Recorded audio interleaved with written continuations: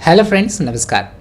Friends, IBPS SO की मुख्य परीक्षा 2024 का परिणाम आ चुका है। आशा करते हैं आप लोग अपना रिजल्ट्स देख चुके होंगे। जो भी कैंडिडेट्स इस मुख्य परीक्षा में उत्तीर्ण हुए हैं उनको मेरे तरफ से आनंदम ट्यूटोरियल्स के सभी टीम मेंबर्स की तरफ से शुभकामनाएं। फ्रेंड, अब इस परीक्षा के लिए जो तृतीय चरण है अर्थात जो अंतिम चरण है वह है इंटरव्यू का।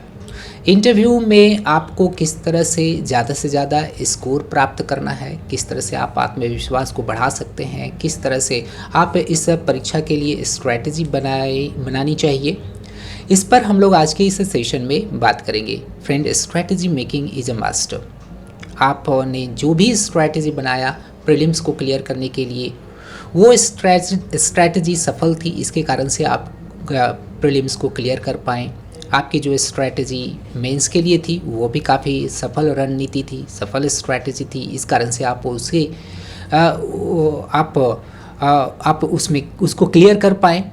और ऐसे ही आपको इंटरव्यू के लिए भी स्ट्रैटेजी बनानी चाहिए जो काफ़ी कॉन्क्रीट हो, काफ़ी सॉलिड हो, और उसी सॉलिड स्ट्रैटेजी के बदौलत आप इंटरव्यू में भी अच्छे अंक प्राप्त कर सकते हैं। चाहे आपको ऐसा लग रहा है कि मेंस आपका बहुत अच्छा गया है तो भी आपको ज़्यादा से ज़्यादा अंक प्राप्त करने की कोशिश करनी चाहिए, या आपको ऐसा लगता है कि मेंस आपका उतना भी अच्छा नहीं गया लेकिन आप पास हो गए हैं, पास भर आपका अंक आया होगा, तो भी आपको इंटरव्यू के लिए काफ़ी बेहतर तरीके से तैयारी करने की आवश्यकता है। क्योंकि आप इंटरव्यू में ज़्यादा अंक प्राप्त कर सकते हैं अपनी बेहतर संप्रेषण कला के माध्यम से। आप बेहतर तरीके से खुद के व्यक्तित्व को वहाँ पर अच्छी तरह से परोसते हैं पैनल के समक्ष में, तब आपको अच्छे अंक प्राप्त हो सकते हैं। फ्रेंड, कभी भी आप नेगेटिव विचारधारा ना रखेंगे इंटरव्यू के प्रति, क्योंकि कुछ लोग इंटरव्यू के प्रति ऐसी कुछ फीलिंग रखते हैं। वे कहते हैं कि ये इंटरव्यू साक्षात्कार बस औपचारिकता मात्र होता है, 5-10 मिनट के इंटरव्यू में क्या अगला छानबीन कर सकता है, एवरेज मार्क्स इसमें दिए जाते हैं। किंतु फ्रेंड, ऐसा नहीं है। आप यदि बेहतर प्रदर्शन करके आते हैं तब आपको बेहतर अंक प्राप्त हो सकता है। दोनों ही कैंडिडेट्स के लिए इंटरव्यू की तैयारी बहुत ही अच्छी होनी चाहिए। फ्रेंड, इंटरव्यू के इस फेज़ के बारे में हम लोग विस्तार से चर्चा करते हैं, लेकिन सबसे पहले इस फेज़ से संबंधित, इस परीक्षा से संबंधित नोटिफिकेशन में कुछ विशेष तरह की बातें कही गई है, थोड़ा सा उस पर भी हम लोग एक बार विहंगम दृष्टि डाल लेते हैं। इसके बाद फिर हम लोग इंटरव्यू को लेकर के चलेंगे, जिसमें हम लोग बात करेंगे कुछ विशेष प्रश्न को, और हम लोग फाइनली एक बेहतर स्ट्रैटेजी भी बनाएंगे। सबसे पहले हम लोग यहाँ पर देखते हैं नोटिफिकेशन जो आई हुई थी। उस नोटिफिकेशन में कुछ विशेष तरह के पोस्ट्स यहाँ पर डिक्लेयर किए गए हैं, जिसमें IT ऑफिसर के लिए पोस्ट है, एग्रीकल्चरल फील्ड ऑफिसर के लिए पोस्ट है, राजभाषा अधिकारी के लिए पोस्ट है, लॉ ऑफिसर के लिए पोस्ट है, HR पर्सोनल ऑफिसर के लिए पोस्ट है, मार्केटिंग ऑफिसर के लिए पोस्ट है। और पोस्ट की जो संख्या है, जो वैकेंसीज़ है, वह 14 से 2 है। 1402 वैकेंसीज़ है, और इसका तिगुना कैंडिडेट्स को बुलाया जाएगा। लगभग आप समझ करके चलिए कि 4 से 4.25 हज़ार लोगों को बुलाया जाएगा। और आपको बस यह सोच करके तैयारी करना है कि आप 3 कैंडिडेट्स में खुद को बेहतर साबित करना है। और खुद को बेहतर कैसे साबित कर सकते हैं, मैं कुछ आपको टिप्स देने का प्रयास करूँगा। मैं अपना जो एक्सपीरियंस है इस प्रोफेशन में, मैं अपना एक्सपीरियंस को आपके समक्ष में साझा अवश्य करना चाहूँगा। फ्रेंड, इसके बाद जो महत्वपूर्ण जो चीज़ है इस नोटिफिकेशन को लेकर के, इस फेज़ को लेकर के, इंटरव्यू को लेकर के, उस पर हम लोग थोड़ा सा विचार कर लेते हैं। देखिएगा कि इंटरव्यू में यहाँ पर हम लोग एक चीज़ देख पा रहे हैं कि जो आपका इंटरव्यू का जो वेटेज होगा, इंटरव्यू का के लिए जो अंक निर्धारित किए गए हैं वह 100 अंक है, काफ़ी है ना। और इसके लिए मिनिमम क्वालिफाइंग मार्क्स आपको लाने ही होंगे। 40 अंक से कम मार्क्स लाते हैं तब आपके पास कितना हो मार्क्स क्यों ना रहे मेंस में, आप इंटरव्यू में यदि 40 अंक से कम प्राप्त करते हैं तब तो फिर तो आपका चयन नहीं हुआ, है ना। तो 40 अंक भी प्राप्त करने के लिए आपको मशक्क़त करने की आवश्यकता है। ऐसा नहीं सोचना है कि 40 अंक आपको दे ही देगा अगला, ऐसी भी बात नहीं है ना। आपके परफॉर्मेंस पर डिपेंड करता है, इसलिए यहाँ पर कह दिया गया है कि कम से कम 40 अंक प्राप्त करने ही होंगे। ये अनरिजर्व्ड कैटेगरी के लिए है। यदि आप SC ST OBC या PWBD कैटेगरी से आते हैं तब आपको 35 अंक प्राप्त करने होंगे। और आगे देखिएगा, वेटेज भी यहाँ पर बता दिया गया है कि प्रीलिम्स अर्थात PT का कोई यहाँ पर रोल नहीं है, उसके कोई योगदान नहीं है आपके अंतिम चयन प्रक्रिया के लिए। यहाँ पर मेंस और आपका इंटरव्यू, इन दोनों के अंकों को जोड़ने के बाद आपको फिर आपका फिर चयन होगा, है ना। और जो वेटेज की बात यहाँ पर किया गया है वो है 80:20 की रेशियो। 80% वेटेज दिया जाएगा मेन के मार्क्स को और 20% जो वेटेज दिया जाएगा वो आपके इंटरव्यू के लिए होगा। तो सोचिए कि इंटरव्यू के फेज़ को आपको गंभीरता से लेना है। आगे इसमें क्या है कि कुछ और भी देखते हैं और क्या इसमें इम्पॉर्टेंट बात है जो हम लोग कर सकते हैं। एक इम्पॉर्टेंट बात यहाँ पर देखिएगा कि यदि हम लोग स्पेसिफिक वैकेंसी की बारे में बात करते हैं, राजभाषा अधिकारी की बात करते हैं, तो यहाँ पर हम लोग देख पा रहे हैं कि बैंक ऑफ बड़ौदा में अभी कोई रिपोर्ट नहीं दिया है यह कि बैंक ऑफ बड़ौदा कोई इसमें कोई रिक्रूटमेंट्स है कि नहीं, कोई वैकेंसीज़ है कि नहीं। बैंक ऑफ इंडिया में देखिएगा काफ़ी सारी यहाँ पर वैकेंसीज़ है, 16 वैकेंसीज़ को यहाँ पर रिपोर्ट किया है बैंक ऑफ इंडिया ने, है ना। बैंक ऑफ महाराष्ट्र अभी तक रिपोर्ट नहीं किया है। इस तरह से 11 पार्टिसिपेटिंग बैंक्स है, इसमें से कई सारे बैंक्स अभी रिपोर्ट नहीं किया है IBPS को कि मेरे ब्रांच में इतने सारे वैकेंसीज है। तो इसी कारण से यहाँ पर लिख दिया गया है कि 14 से जो 2 वैकेंसीज है वह हो सकता है कि आने वाले समय में 1402 वैकेंसीज के बदले में 1600 हो जाए, 1500 हो जाए, मतलब बढ़ेगी ही, घटेगी ही नहीं, इतना तो डिक्लेयर्ड है। इस कारण से गोल्डन अपॉर्चुनिटी है आप लोगों के हाथ में, इसको गंवाना नहीं चाहिए। इसलिए जब तक कि आप अंतिम रूप से चयनित नहीं हो जाते हैं तब तक आपको अभी से खुद को सिकंदर मानने की आवश्यकता नहीं है ना। जब अंतिम रूप से चयनित हो जाए तब आप खुद को सिकंदर साबित करिए। ओके, इसलिए इस फेज़ को, इंटरव्यू के फेज़ को काफ़ी सीरियसली आप लीजिए। कालांतर में ऐसा होता है कि 14 से 2 के बदले में 1600 वैकेंसीज आया तो 3:1 का रेशियो है, तो उस समय हो सकता है कि 2:1 का रेशियो या यह रेशियो आपका घट सकता है। तब इस तरह से चांस बढ़ जाएगा आपके सिलेक्शन का। ओके, अब फ्रेंड, अब प्रश्न उठता है कि आप तैयारी कैसे करें, किस तरह के प्रश्नों पर आपको काम करने की आवश्यकता है। फ्रेंड, अब मैंने एक कोर्स लॉन्च किया है, अभी मैंने राजभाषा अधिकारी के लिए तो कोर्स मैं तुरंत लॉन्च कर दूंगा इंटरव्यू के लिए, जिसमें आपको इंटरव्यू से संबंधित आपको ऑनलाइन इंटरव्यू गाइडेंस आपको प्राप्त होगा।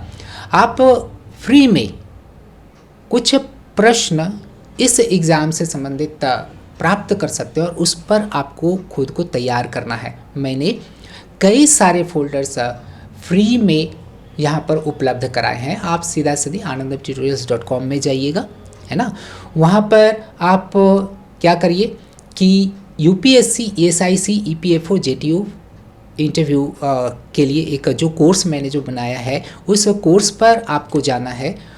अगर आप पहली बार आ रहे हैं यहाँ पर तब आपको साइन अप करके आपको लॉगिन करना है, ठीक है। यदि आप पहले से रजिस्टर्ड है तो सिर्फ आपको लॉगिन करना है। और लॉगिन करने के बाद मान लिया जाए मैं यहाँ पर लॉगिन कर रहा हूँ, मैंने अपना पासवर्ड डाला और इस तरह से मेरा यह खुल गया, है ना। देखिएगा सारे यहाँ पर फ्री में मटेरियल्स उपलब्ध कराए गए हैं। हालांकि यह डाउनलोडेबल नहीं है, आप सिर्फ देख सकते हो, चूँकि प्रश्न है आपको बस देखना है और आपको उससे संबंधित उन प्रश्नों पर आपको विचार करना है, मनन करना है और उस पर आपको उत्तर भी तैयार करना है। देखिए सारे आप यहाँ पर फ्रीली आप देख सकते हैं, कोई इसमें शुल्क लागू नहीं है ना। अब मान लीजिए कि पहला आप फोल्डर को देखते हैं, इंपॉर्टेंट थिंग्स टू रिमेंबर। मैंने पहला वाला को खोला, ठीक है। यह है, इसमें आपको साक्षात्कार किस तरह से देना है इसके बारे में यहाँ पर बताया गया है। आप थोड़ा सा पढ़ भी ले, एक दो पॉइंट्स को जान ले। यहाँ पर साक्षात्कार वास्तव में कुछ विशिष्ट उद्देश्य के लिए आयोजित की जाने वाली एक औपचारिक वार्तालाप है, अनौपचारिक नहीं है, इसलिए औपचारिकता रखने की आवश्यकता है। सटीक जवाब दें, मन को शांत रखें और स्वयं को संयमित रखें, बहुत ज़रूरी हो जाता है ना। सटीक जवाब देना यह बहुत ही कहा जाए तो कठिन कार्य है। अगला ने प्रश्न किया, आप उत्तर को घुमावदार तरीके से दे रहे हैं, अगला किसी भी तरह से इम्प्रेस्ड नहीं होगा। इसलिए सटीक जवाब देने के लिए आपको खुद को उसके लिए तैयार करना होगा, अभ्यास करना पड़ेगा बोलने के लिए। हर तरह के प्रश्न को सटीक तरीके से कैसे आप जवाब दें, इस पर आपको कार्य करने होंगे। दूसरे देखिएगा, महत्वपूर्ण बात है, क्या आप यहाँ देख पा रहे हैं, साक्षात्कार की तैयारी करने से पहले आप एक बायोडेटा तैयार करें, बहुत इंपॉर्टेंट है, जिसमें आप अपने व्यक्तित्व के प्रत्येक बातों का उल्लेख करें, जैसे कि आपका ईमेल पता, आपका मोबाइल नंबर, आपके शौक, आपका सबल पक्ष, आपका निर्बल पक्ष, आपकी शैक्षणिक पृष्ठभूमि, आपकी कोई उपलब्धि इत्यादि।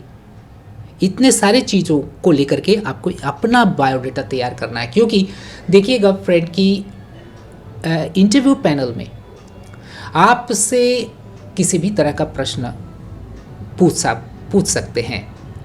हो सकता है कि वे प्रश्न आपके खुद के व्यक्तित्व से संबंधित हो, खुद के फैमिली के से संबंधित हो, या आपने जो एकेडमिक जो क्वालिफिकेशन प्राप्त किया है उस एकेडमिक बैकग्राउंड से संबंधित आपसे प्रश्न पूछे जा सकते हैं। इसलिए हर तरह के पहलुओं को ध्यान में रख करके आपको प्रश्न बनाने पड़ेंगे। हालांकि मैंने प्रश्न तैयार कर दिया है, आपको बस उसके उत्तर देने हैं। सबसे पहले हम लोग यहाँ पर कुछ बेसिक चीज़ों को जान ले, समझ ले, है ना। आगे यहाँ पर क्या आपको करना है कि अपने पारिवारिक पृष्ठभूमि का भी अवश्य उल्लेख करें, जैसे अपने माता पिता की, भाई बहन की और उनके कार्य या पेशा। जितना अधिक अपने बायोडेटा को विस्तार रूप देंगे, उतना ही अधिक आप स्वयं को और अपने परिवार पर बनने वाले प्रश्नों का जवाब अच्छी तरह से दे पाएंगे, है ना। कभी कभी ऐसा होता है कि इंटरव्यू में खुद से जो प्रश्न है, खुद से संबंधित जो प्रश्न है, खुद से संबंधित प्रश्न का जवाब भी देने में असक्षम कैंडिडेट सब पाते हैं, है ना। यदि आप ऐसे प्रश्न, पर्सनल जो क्वेश्चंस की जाते हैं, उसमें यदि आप उत्तर देने में असक्षम है, इसका मतलब यही हुआ कि आप एक सही उम्मीदवार नहीं है। आपसे अपेक्षा यह की जा सकती है कि आप जो एकेडमिक बैकग्राउंड आपका जो रहा है उससे संबंधित कुछ प्रश्न पूछा जाए और आप उस प्रश्न का जवाब आप नहीं दे पा रहे हैं, तब वो एक अलग सी बात है, वो उसको सीरियसली नहीं लिया जा सकता है। आपका बहुत दिन हो गया पढ़े हुए, आपने जवाब नहीं दिया, है ना। किंतु यदि पर्सनल क्वेश्चन है, पर्सनल क्वेश्चन जो आपके फैमिली से संबंधित है, जो आपके खुद के व्यक्तित्व से संबंधित है, उसके प्रश्न का जवाब देने में आप यदि असक्षम है, तब वो काफ़ी नेगेटिव इम्प्रेशन डालेगा इंटरव्यूअर्स पर। इसलिए ध्यान रखेंगे, पहले से इस तरह के प्रश्नों पर आप काम किए हुए रहेंगे तो कभी दिक्कत नहीं होगी। देखिएगा तीसरा जो है, किसी भी भड़कीले पहनावे से बचें। आपका पहनावा सादगी से भरा हो, क्योंकि आप ऑफिसर बनने वाले हैं। ऑफिसर कहने का मतलब ऑफिसर जैसा दिखे भी, है ना। तो इसके लिए जो सादगी पहनावा है उसको ही आपको प्रेफर करना चाहिए। अगर लड़के की बात किया जाए तो स्काई ब्लू शर्ट और डीप पैंट किसी भी तरह के दिखने वाले लड़कों पर खिलता है, इसलिए मैं तो सजेस्ट तो यही करता हूँ कि स्काई ब्लू शर्ट आप इसके लिए ले। और यदि लड़की है तब आपके लिए भी सादगी भरे ड्रेस ही लेना चाहिए। हालांकि ये भी सुझाव दिया जाता है कि जिस ड्रेस पर आप बहुत ही सहजता का अनुभव करते हैं, आपको उस ड्रेस के प्रति क्या है कि अंदर से आत्मविश्वास का जो भाव है वो जागृत होता है, वैसे ही ड्रेस को चुने। कोई ज़रूरी नहीं कि आप एकदम नए ड्रेस को ही आप पहन करके जाएं।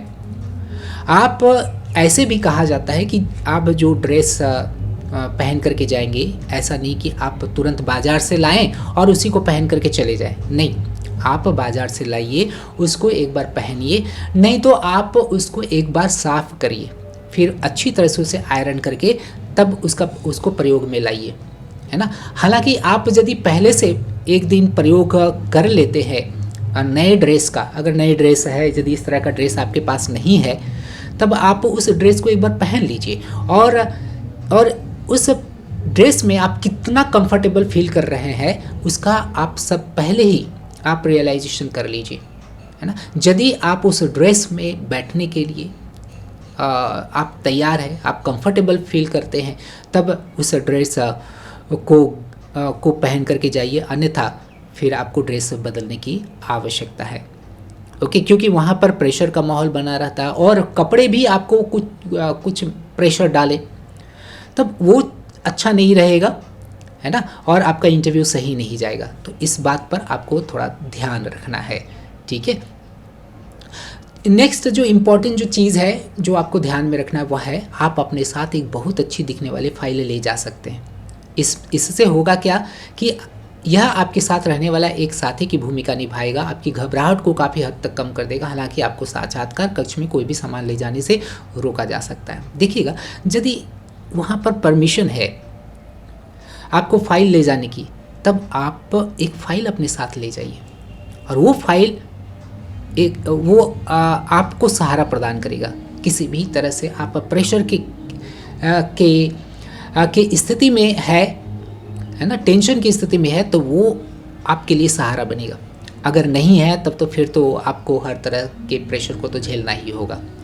नेक्स्ट इम्पॉर्टेंट जो चीज़ है वह है क्या, साक्षात्कार स्थल पर जल्दी पहुँचे, क्योंकि यह आपको सहज बनाएगा और आपके प्रयोजन को सफल बनाने में सहायक होगा। जो नेक्स्ट चीज़ है, साक्षात्कार के लिए जाने से पहले एक समाचार पत्र का क्रय कर ले। इसके माध्यम से उस पृष्ठ को अवश्य पढ़ें जिसे आप पढ़ना पसंद करते हैं। इससे संबंधित प्रश्न पूछे जा सकते हैं। हो सकता है आपसे पूछे कि बताइए कि आज का न्यूज़ क्या है, आप कुछ न्यूज़ वगैरह देख करके आए हैं कि नहीं, किस तरह का न्यूज़ आप पढ़ना पसंद करते हैं, किस तरह का न्यूज़पेपर में आप कौन सा सेगमेंट आपको पसंद है। तो जो पसंद आपका रहेगा उसी पसंद से संबंधित तब प्रश्न पूछे जा सकते हैं। इसलिए क्या है ना कि हर तरह से खुद को तैयार रखना है। और नेक्स्ट जो इम्पोर्टेंट चीज़ है वो है साक्षात्कार स्थल पर पहुंचने पर आप साक्षात्कार देकर निकलने वाले उम्मीदवारों से यह ना पूछे कि क्या क्या पूछा गया है।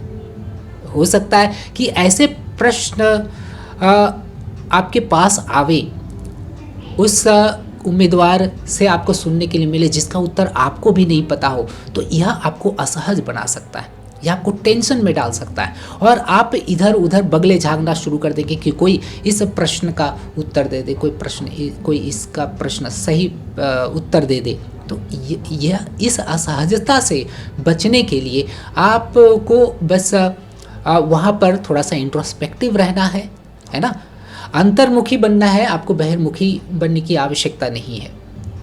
अगला जो चीज़ है वह थोड़ी घबराहट महसूस होने पर थोड़ा पानी ले, थोड़ा थोड़ा करके पानी लेना है। ऐसा नहीं कि आप एक बोतल लेकर के गए हैं और पूरा बोतल आप डाल लिए, ऐसा नहीं, घूट घूट करके पानी पीना है और ज़्यादा पानी नहीं पीना है, क्योंकि हो सकता है कि इंटरव्यू पैनल में आप थोड़ा सहजता का अनुभव करें, है ना।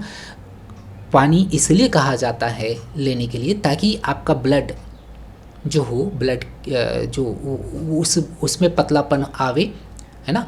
ज़्यादा मतलब अगर पानी डिहाइड्रेशन से यदि बॉडी अफेक्टेड होता है तब ऐसी स्थिति में सुस्तीपन आता है, दिमाग पूरी तरह से चल नहीं पाता है, इसलिए घूट घूट करके पानी पी सकते हैं। साक्षात्कार कक्ष में प्रवेश करने से पहले कुछ सेकंड का विराम ले।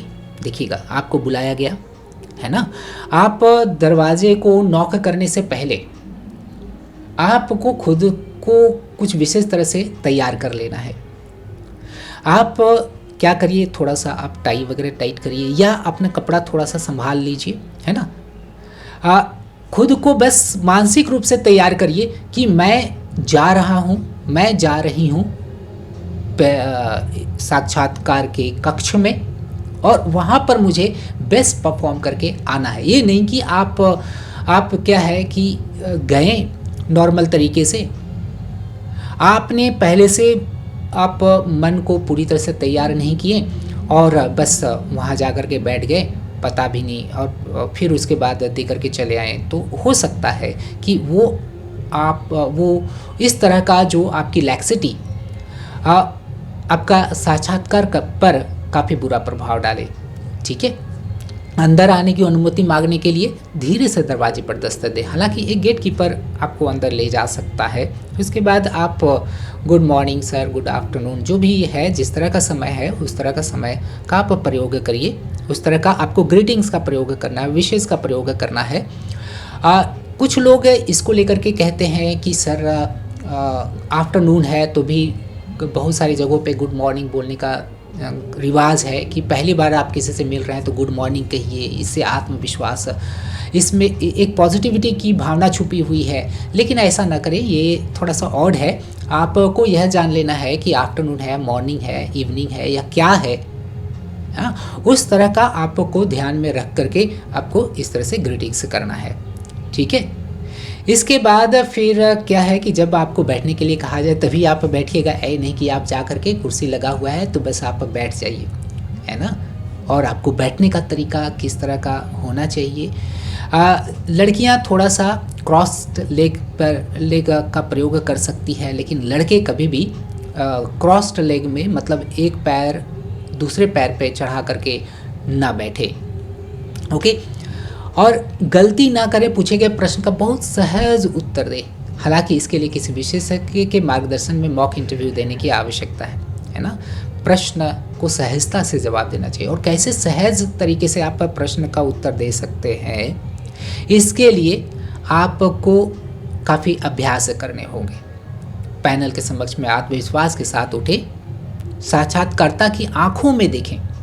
ठीक है, और आप को कोशिश करना है कि सबको देखें। ये नहीं कि आप एक ही तरफ अपना सर रखे हुए हैं, और इस तरह से क्या है ना कि अन्य जो पैनलिस्ट्स जो होते हैं, पैनल में जो बैठे हुए लोग रहते हैं, उनको लगता है कि मुझे इग्नोर किया जा रहा है। तो आपको अच्छे मार्क्स देने का भी रहेगा तो भी अगला कुछ ना कुछ कटौती कर लेगा। ठीक है, तो इस चीज़ का भी आपको ध्यान में रखना है। इसके बाद फिर सिर्फ मुस्कुराता हुआ चेहरा तो ज़रूर रखेंगे। किसी भी तरह का प्रश्न पूछा जाए, चाहे वो इजी प्रश्न हो, चाहे वो आपका टेंस करने वाला प्रश्न हो, आपको हर स्थिति में काफ़ी सहज हो करके बैठना है। ये नहीं कि आप असहज प्रश्न को सुन करके आप असहजता का अनुभव कर रहे हैं और आप बस बैठ करके पूरी तरह से टेंस मूड में चले गए। ऐसा कदापि नहीं करेंगे। ओके, जहां आवश्यक हो मुस्कुराता हुआ चेहरे का प्रदर्शन करें। अपनी शारीरिक मुद्रा सही रखें। उत्तर देते समय अधिक हाथों का ना ही लाएं। ठीक है, ध्यान रखिए इस तरह की बातों पर। पूछा गया प्रश्न थोड़ा कठिन हो या उससे उत्तर से आप अनभिज्ञ हो तो शीघ्र सॉरी ना कहें। ये इस चीज़ को लेकर के आपको थोड़ा सा पहले से ही जानकारी रहना चाहिए कि, क्योंकि देखिएगा कि जो पैनलिस्ट होते हुए प्रश्न जो पूछते हैं तो उनकी अपेक्षा रहती है आपसे कि मैंने जो प्रश्न पूछा है आप उसका उत्तर दें। बस जो है जैसे ही अगले ने प्रश्न पूछा आप उस पर थोड़ा सा भी आप एफर्ट नहीं लगाएं। आपने ऐसा नहीं कहा कि सर हालांकि मैंने नहीं पढ़ा है, लेकिन मेरे विचार से जहाँ तक मेरा ज्ञान जाता है, जहाँ तक मैंने पढ़ा है, मैं थोड़ा सा ट्राई कर सकता हूँ। हो सकता है कि मैं गलत भी हूँ, इतना ज़रूर कहने की आवश्यकता है। और उसके बाद आपको जो जानकारी है वो आप ईमानदारी पूर्वक वहाँ पर रख दीजिए। हो सकता है आपका उत्तर गलत हो, लेकिन अगला को ऐसा लगेगा कि आपने प्रयास तो किया है। ठीक है, तो इस तरह से आपको कठिन प्रश्नों का जवाब देना चाहिए। जिन विषय में आपने पोस्ट ग्रेजुएशन या ग्रेजुएशन किया है उस पर आपको अच्छी तरह से तैयार कर लेना है। रटा हुआ जवाब देने की आवश्यकता नहीं है, रटा हुआ जवाब दीजिएगा, अगले को पता चल जाता है।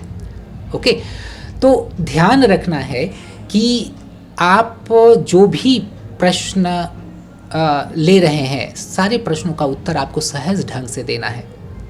ठीक है, ऐसा नहीं लगना चाहिए कि आपका वो रटा हुआ हो। बेहतर होगा कि आप अपने प्रोफाइल को ईमानदारी पूर्वक पैनल के समक्ष में रखें। जैसा आपका व्यक्तित्व है उसी तरह से आपको वहाँ पर रखने की आवश्यकता है। किसी भी तरह का कृत्रिमता, आर्टिफिशियलिटी वहाँ पर रखना नहीं है, क्योंकि जो इंटरव्यू पैनल में बैठे हुए रहते हैं उनको आपके बारे में, आपकी पर्सनालिटी के बारे में झट से पता चल जाता है। आपके बैकग्राउंड को देख करके, आपका पूरा हुलिया को देख करके अगले को पता चल जाता है आप किस तरह से जवाब दे रहे हैं। और उनको यह भी पता चल जाता है कि आप सही जवाब दे रहे हैं या गलत जवाब दे रहे हैं, घुमा करके तो जवाब नहीं दे रहे हैं, झूठी कहानी तो नहीं आप सुना रहे हैं। उन लोगों को पता चल जाता है, उन लोगों का अनुभव ही इस तरह के चीज़ को पकड़ने के लिए काफ़ी होता है। ठीक है, आप धोखा नहीं दे सकते, खुद को काफ़ी ईमानदारी पूर्वक अगले के समक्ष में रखिएगा। इसके बाद फिर धन्यवाद दे करके आपको धीरे धीरे मुस्कुराते हुए चेहरे रख करके आपको फिर बाहर निकलना है। ठीक है, इसके बाद देखिएगा कई तरह के यहाँ पर प्रश्न आपको फ्री में प्रोवाइड किए गए हैं कि किस तरह से आप खुद को इंट्रोड्यूस करिएगा, है ना। देखिएगा यहाँ पर मैंने फॉर्मेट भी दे रखा है कि आपका फॉर्मेट किस तरह का होना चाहिए, है ना। इस फॉर्मेट पर आपको कार्य कर लेना चाहिए। इसके बाद फिर हॉबीज़ आप का कैसा होना चाहिए, इन सभी चीज़ों को लेकर के हम लोग अन्य सेशन में बात करेंगे, काफ़ी विस्तार से बात करेंगे। काफ़ी सारी चीज़ें हैं। आप लोगों को करना क्या है कि जो भी मटेरियल्स यहाँ पर प्रोवाइड किए गए हैं सारे मटेरियल्स को आपको देखना है। वीवीआई क्वेश्चंस को यहाँ पर देखिएगा कि इतने 28 यहाँ पर वीवीआई क्वेश्चंस दिए गए हैं। सारे वीवीआई क्वेश्चंस का उत्तर आपको अपने अनुसार तैयार कर लेना है। दर्शन आधारित प्रश्न है, हिंदी साहित्य पर आधारित प्रश्न है ना, सामान्य ज्ञान पर आधारित प्रश्न है, समसामयिकी पर आधारित प्रश्न है, क्वेश्चंस ऑन प्रोफेशनल नॉलेज पर आधारित है। ओके, तो इस तरह से आप यदि इंटरव्यू के लिए तैयारी करते हैं तो मुझे नहीं लगता है कि आप में आत्मविश्वास नहीं जगेगा। आत्मविश्वास तो हर हालत में जगेगा आप में। आशा करते हैं कि यह जो सेशन है इंटरव्यू पर आधारित काफ़ी फ्रूटफुल हुई होगी आप लोग सभी के लिए।